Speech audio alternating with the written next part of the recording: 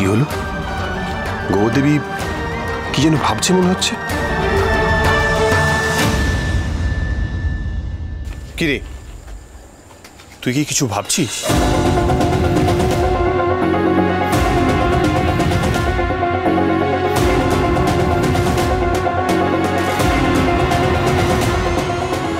Magnet?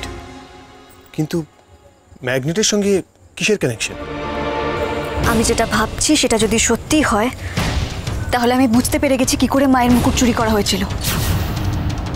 মানে এটা কি ব্রো, দাদা ভাই এরা কেউ বুঝতে পারলো না, তুমি বুঝে গেলে? প্রিয়াঞ্জলি প্লিজ ওকে বলতে দাও। তুই কি সন্দেহ করছিস কথা? মায়ের মুকুটটা গণ্ডির ভেতরে ছিল, আর সেখান থেকে ঠাকুরঘরের জানলাটা কিন্তু একটু দূরে। আমার মনে হয় বাইরে থেকে যারা জানলাটা খুলেছিল সেখান থেকে লাঠির মাথায় চুম্বক লাগিয়ে রেখে ওই মুকুটটা টানা হয়েছে।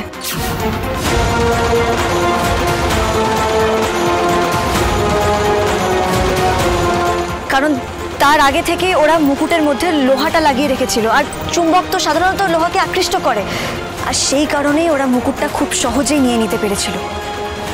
আর আমি ঘুমের মধ্যে কিছু একটা চলে যেতে দেখেছিলাম।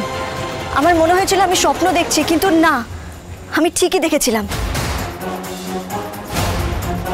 অতটা ঘুম পাওয়ার কারণে আমি বুঝতে পারিনি, কিন্তু এখন বুঝতে পারছি সেটা স্বপ্ন নয়, বাস্তব ছিল। ব্রিলিয়েন্ট কথা, এটা তো মাথায় আসেনি। দিস ইজ কোয়াইট পসিবল, এটা তো হতেই পারে। সবসময় গোবরগিরি করিস ঠিকই, মাঝে মাঝে সেন্সিবল গোবরগিরিও করিস। কাজটা কিভাবে হয়েছে সেটা আমরা বুঝতে পেরে গেছি। এবার সবার আগে আমাদের ধরতে হবে কাজটা কে করেছে। Your right.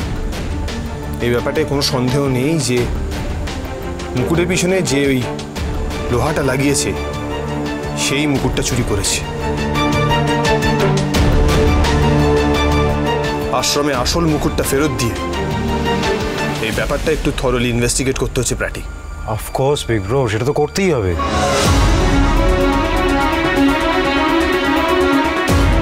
মুকুটটাকে যে ভালো করে চেনে সে ছাড়া এই কাজ আর কেউ করতে পারবে না। অদ্ভুত বিষয়, সেদিন রাত্রে বাইরের লোক বলতে আশ্রমের সেবায়েতরাই ছিল, আর মুকুট তো তাদের কাছেই থাকে। মা আনন্দী না চাইতেও কেন সন্দেহটা সেবায়েতের ওপর গিয়ে পড়ছে বলো তো? বিষয়টা তলিয়ে দেখতে হবে। কথা সোম থেকে রবি প্রতিদিন সন্ধ্যে ৭টায় স্টার জলসায় ও ডিজনি প্লাস হটস্টারে।